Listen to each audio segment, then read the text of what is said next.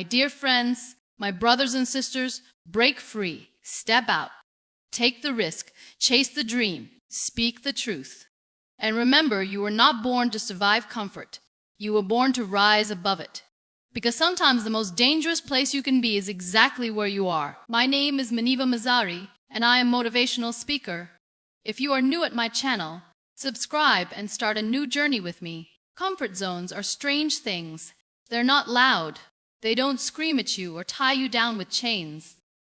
They're soft, quiet, gentle, like a favorite hoodie you've worn so many times that it's become your second skin. They feel warm, familiar, and safe, like you found a little island in the middle of a chaotic world where nothing can hurt you. But that's the trap. Because while you're curled up there feeling like everything is okay, life is happening somewhere else, growth is happening somewhere else, and without even realizing it, you're getting smaller. The truth is, comfort zones aren't built overnight. They're created over years of learned fears, repeated thoughts, and tiny compromises.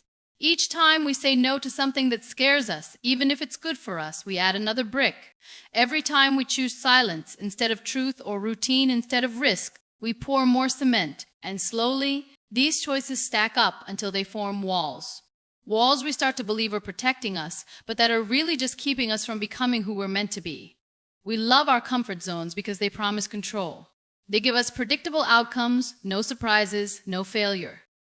But they also give us no growth, no adventure, no stretching of the soul. And it's funny because even when we feel restless, even when something deep inside us says this isn't enough, we still cling to the familiar. We stay in jobs that drain us, relationships that numb us, habits that shrink us because at least we know what to expect. Because at least we won't have to face the unknown. But that's the thing, right? Life isn't meant to be completely figured out.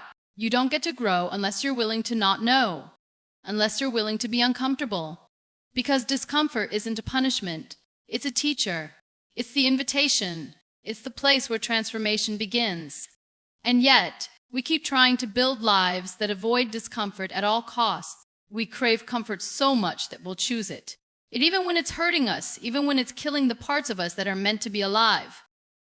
I think deep down we all know when we're stuck. We know when we're meant for more, but we just keep telling ourselves that no isn't the time. That maybe next year, we'll finally go after that dream. That someday we'll speak our truth. But someday never really comes, does it? Because the longer we wait, the deeper the trap becomes. And the scariest part is comfort zones don't come with alarms. They don't warn you when you've been there too long. They just quietly steal your potential. Overcoming this isn't about waking up one day and bulldozing your entire life. It's about awareness. It's about noticing where you've gone numb. It's about asking hard questions. Am I growing here or just surviving? Am I being honest with myself or just safe? It's about realizing that peace and comfort are not the same thing. Peace comes from alignment. Comfort often comes from avoidance. One of the most beautiful things about being human is that we're wired for growth. We are meant to evolve, not just physically, but emotionally, spiritually, creatively. When we deny ourselves that evolution because we're scared of the unknown, we deny ourselves the richness of being alive. But when we step out, even in small ways, we feel it. The stretch, the spark, the aliveness. Not because it's easy, but because it's real. And I get it. It's terrifying. It's terrifying to risk failure, to speak the truth, to leap before the net appears. But here's the thing. They're not weak. They're not weak. They're sacred. They're the parts of you that care, that want to protect you. You don't need to silence them. You need to walk with them. You need to show them that courage doesn't mean being fearless. It means being scared and still choosing something greater. Comfort zones are beautiful because they feel like home. But they're trapped because they're not where your soul wants to stay. Your soul is restless because it was never meant to settle. It was meant to climb, to expand, to breathe deeply and live loudly. So if you feel stuck, it's okay. But don't build a life there. Don't decorate the walls of your limitation. Instead, take one small step into the unknown. You don't have to leap, just lean, just reach, just begin. Because the moment you leave comfort behind, even just a little, you start to remember who you are. Not who the world told you to be. not who fear shaped you into, but who you were always becoming. We're taught to run from pain, to avoid anything that feels hard, uncertain, or unfamiliar. Discomfort is painted like a warning sign, a thing to escape. But what if we've been looking at it all wrong? What if the very thing we're running from is actually the doorway we've been searching for? Discomfort isn't a punishment. It's an invitation. It's life knocking gently and sometimes not so gently saying, "Hey, there's more for you." It's that awkward, painful, sometimes confusing space between who you were and who you're becoming. And it's necessary. You don't grow without it. You don't evolve, expand, or heal in the absence of struggle, because growth doesn't happen when things are easy. It happens when things challenge you, when they push you, when they stretch you in ways you didn't ask for, but maybe needed all along. We talk about growth like it's this inspiring, magical process, and sometimes it is. But more often, it's messy, it's uncomfortable. It's sitting in a room with all your fears and still choosing to stay. It's waking up with a heavy heart and still getting up. It's trying, failing, and trying again, even when no one's watching. Discomfort is not glamorous, but it's honest. It's real. It strips away the things you thought mattered and introduces you to the things that actually do. The world tells us to chase comfort, to build lives that are convenient, efficient, predictable. But predictable doesn't mean fulfilling. Easy doesn't mean meaningful. Comfort might keep your heart from breaking, but it also keeps it from opening. And growth, real deep, beautiful growth, it lives on the other side of that opening. We think if something is hard, we must be doing it wrong. But sometimes the hard path is the right one. Not because life is trying to test us, but because we're being called into a higher version of ourselves.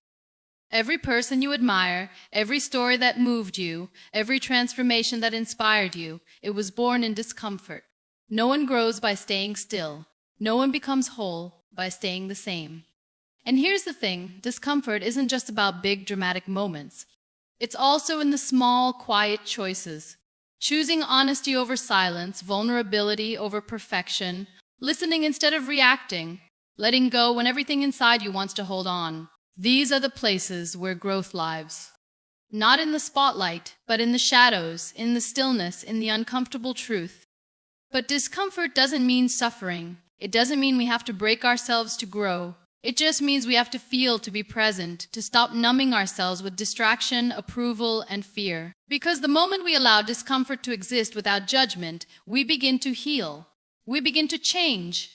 We begin to grow into the version of ourselves that is no longer afraid of pain, but is willing to walk through it to find purpose. And when you do that, when you stop running and start listening, you'll notice something. Discomfort has wisdom. It teaches you who you are. It shows you what matters. It burns away the superficial and leaves behind the truth. It says this is where your edges are. This is where you can stretch. And stretching isn't always fun, but it's where the magic happens. We spend so much energy avoiding discomfort that we don't realize how much life we're missing. We stay quiet instead of speaking up. We stay small instead of taking risks. We choose safety instead of growth. And in doing so, we choose to survive rather than live. But living, really living, requires courage. The kind of courage that doesn't always roar, but shows up anyway. The kind that says, even when you're terrified. But what it leaves behind can stay with you for a lifetime. Resilience, clarity, compassion, strength. You'll look back at the moments that broke you and realize they were also the moments that built you. So, if you're in a season of discomfort right now, please don't rush to fix it. Don't cover it up or push it down. Sit with it. Listen to what it's trying to show you. Because somewhere inside that ache, that frustration, that uncertainty, there's something sacred. There's a lesson, a gift, a turning point. You don't have to be fearless to grow. You just have to be willing. Willing to feel. Willing to trust that discomfort isn't here to destroy you. It's here to wake you up, to shake your soul and whisper, you're becoming. And isn't that what life is really about? There's the story we tell ourselves. It sounds like I'll start when I'm ready, or someday, when the timing is better, or I just need to figure things out first. We wait for clarity. We wait for confidence. We wait for the fear to go away. But the truth is, there's no perfect time. There never has been, and there never will be. Waiting for the right time is just a more comfortable way to say I'm scared. And that's okay.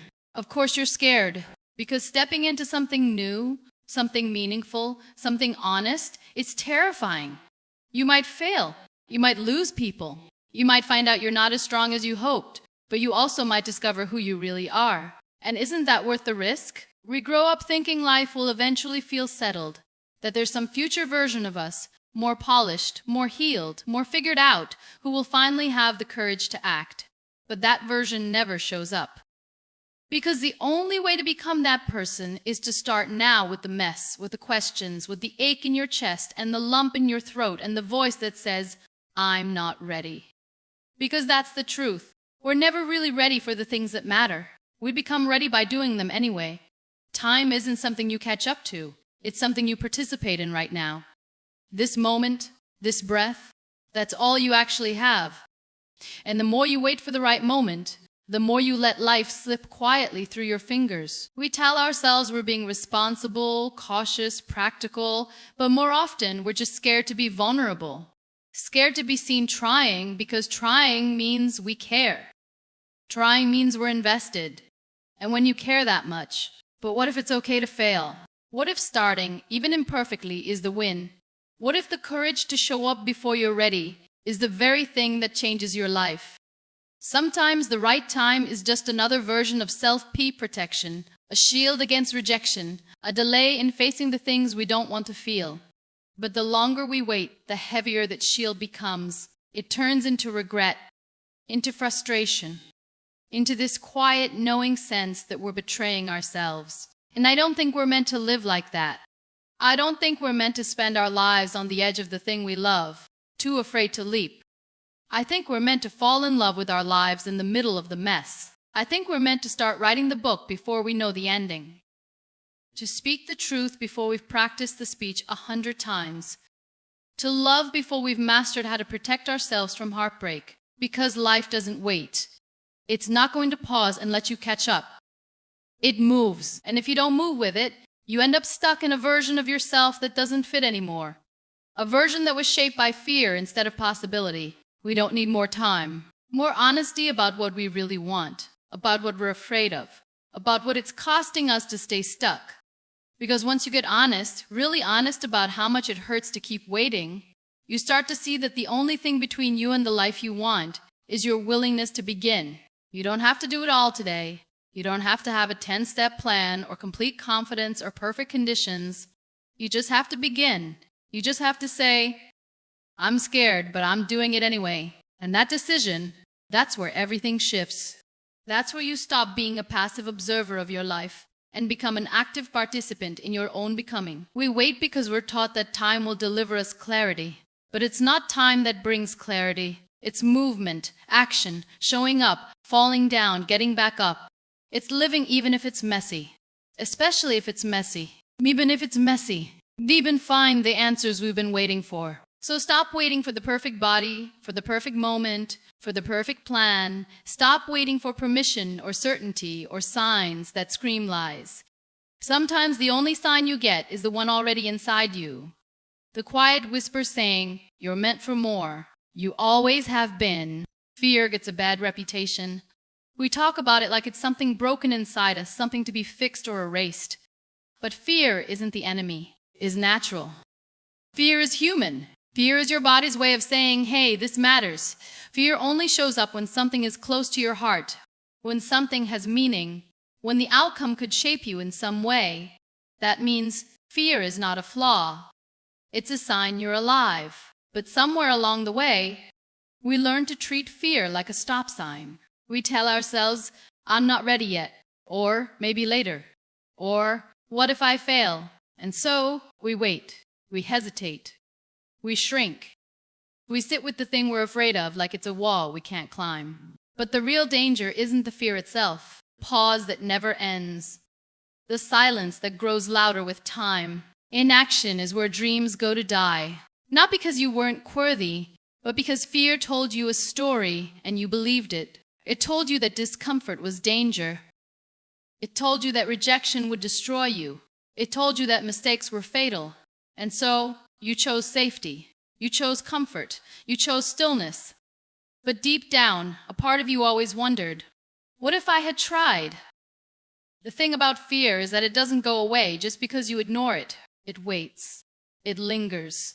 It shows up in your body, in the tension in your chest, in the heaviness behind your eyes, in the quiet restlessness you feel at night. It becomes background noise, always humming, always reminding you of what you haven't done. And the longer you wait, the more power it has, not because the fear has grown stronger, but because your inaction has made it louder. But here's the beautiful part. Fear can be your compass. It can show you where you're meant to go. If something scares you and excites you, that's usually a sign you're headed in the right direction. Not because it's safe, not because it's easy, but because it asks something of you, because it asks you to rise. And rising is what you're here for. We think courage means not being afraid. But that's not true. Courage is feeling the fear, holding it gently, and moving forward anyway. It's saying, yes, I'm scared, but this matters more. That's what separates the people who live fully from the people who only imagine what that might feel like. And let's be real. Fear is loud, it's clever, it knows all the right words to say to keep you small. It'll disguise itself as logic, as caution, as maturity. But most of the time, it's just avoidance, a way to protect your heart from the unknown. And yet, ironically, the unknown is where everything beautiful lives, growth, joy, connection, purpose. You won't find those things in the waiting room of life. What we forget is that every great thing you admire in others began with fear. No one builds a meaningful life without being afraid. The difference is that some people let fear sit in the back seat while they drive, and others hand it the keys. So maybe it's not about getting rid of fear. Maybe it's about becoming the kind of person who can live with it, who can hear the voice of fear and say, I see you, I feel you, but I won't let you decide for me, because fear will always try to write your story, but you get to decide if it holds the pen. The truth is, you will be afraid. You will doubt yourself. You will want to quit. But those moments don't define you. What defines you is what you choose next. What defines you is how you keep going, even with shaky hands and a trembling voice. What defines you is the choice to act, even when your heart is racing and your thoughts are spiraling. And action doesn't have to be huge. It can be small. It can be quiet. It can be one tiny step in the direction of the life you want. Because every step you take, no matter how small, whispers to fear. You don't control me, and every time your power, you don't have to wait until you feel fearless to begin. You begin. And little by little, you learn that you can survive fear, that you can breathe through it, that you can live alongside it and still move forward. And one day, you'll look back and realize that fear was never the enemy. It was the invitation, the door, the signal that something beautiful was waiting on the other side. But only if you choose to move. Somewhere along the way, we learn how to shrink. Not intentionally, not all at once, but piece by piece. We start by lowering our expectations just a little. We call it being realistic. Then we stop asking for what we really want because it feels like too much. We settle for less, not because we don't dream, but because we're scared to look greedy for wanting more. And eventually we begin to convince ourselves that this half version of life is all we deserve. But let's be honest, it's not what we wanted, not even close. There's a quiet kind of sadness in settling. It's not loud, not dramatic, it's subtle. It looks like boredom that turns into numbness. It sounds like laughter that doesn't quite reach your chest anymore.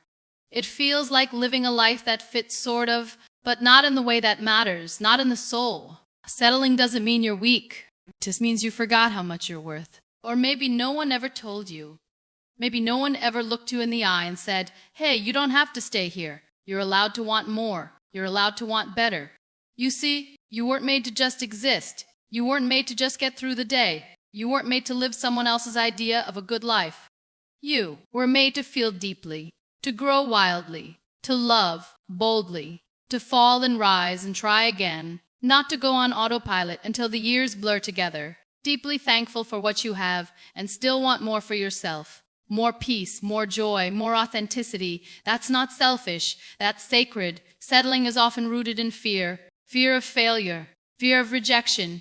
Fear of what people will say. If something costs your joy, your truth, your sense of self, then it's not good enough, not for you. And here's the tough truth. Staying in what's familiar but unfulfilling doesn't protect you. It just prolongs the ache. It keeps you stuck in a place where your heart is half awake and your soul is whispering, "There's more." You weren't made for almost love, almost dreams, almost joy.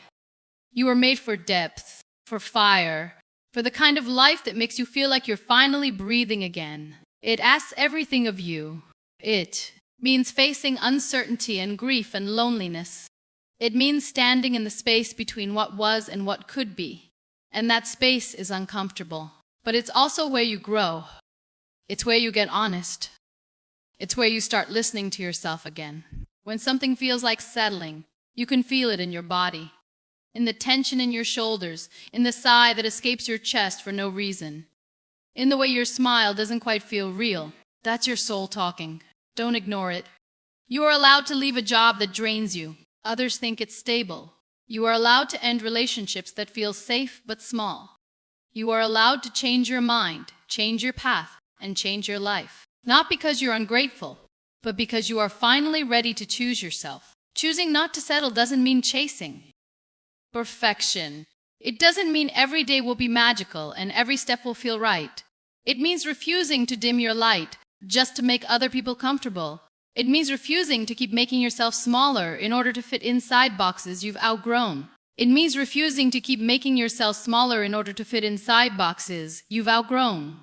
Greedy way, in a deeply human way, in a way that honors who you are and who you're becoming, in a way that says, "I know it's scary, I know it's hard, but I believe I'm worth it." The beautiful thing is that when you stop settling, you make space for love that feels whole, for work that fulfills you, for a life that reflects your truth instead of just your fears. And when you step into that space, even if it's just one small step at a time, you begin to remember who you are, and you begin to feel alive again. Not everyone will understand. That's okay. This isn't about them. And it's time to stop making yourself feel guilty for wanting to live it fully. We tend to believe that change has to be huge, dramatic, and sudden, like fireworks or a grand declaration, something big enough to match the chaos inside of us, right? But in reality, the most powerful changes rarely look like that. They begin quietly.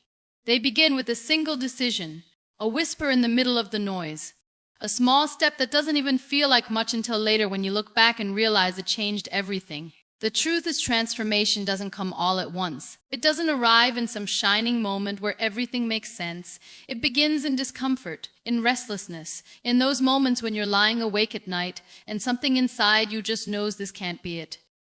And sometimes that realization doesn't feel empowering at all. Sometimes it feels terrifying because acknowledging that something needs to change means you can no longer stay where you are. But here's the beautiful and painful thing about being human. We are built to evolve. We are wired for growth. And yet we fight it. We resist it because we're scared. Not always of the unknown, but often of losing the familiar. Even when the familiar is making us miserable. It's okay to be scared.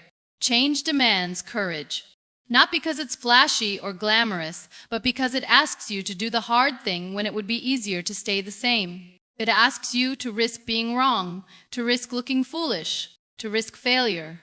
And yet, you take the step anyway. The first step isn't usually pretty. Sometimes it looks like crying in the shower after finally admitting you're not okay. Sometimes it's putting down the drink or getting out of bed or saying no when you always say yes. We tell ourselves we'll take action when we have a plan, or when the pain is gone, or when the timing is better. But readiness is a myth. If you wait until you're not scared, you'll wait forever. The first step is always going to feel awkward. It will always come with doubt and discomfort. That's how you know it matters. The world may never validate your bravery. No one may clap for you when you decide to choose yourself. You might not get applause when you start the healing process or when you walk away from something that's slowly breaking you. But you don't need applause. You need honesty. You need truth. And you need to be willing to move forward even when no one else is watching. Because once you take that first brave step, something inside you changes. You begin to trust yourself again. You start proving to your own soul that you are not a prisoner of your past, that you are not defined by the worst thing that's happened to you, that you have agency, that you are capable of creating a life that feels good in your bones, not just looks good from the outside, and you'll stumble, of course. You'll take one step forward and 3 steps back. You'll question everything. You'll want to give up. That's okay. Falling is part of it. But every time you choose to keep going, even just an inch at a time, you are changing. You are healing. You are becoming. You are changing. But momentum builds with movement. The more you step into the unknown, the less intimidating it becomes. One decision, one action, one moment of choosing yourself, your truth, your healing over comfort. That's where all great change begins. Not with perfection, not with certainty, but with bravery. Raw, imperfect, unglamorous bravery. And maybe one day you'll look back at that moment, at that one tiny brave step, and realize that was the day everything shifted. Not because the world changed, but because you.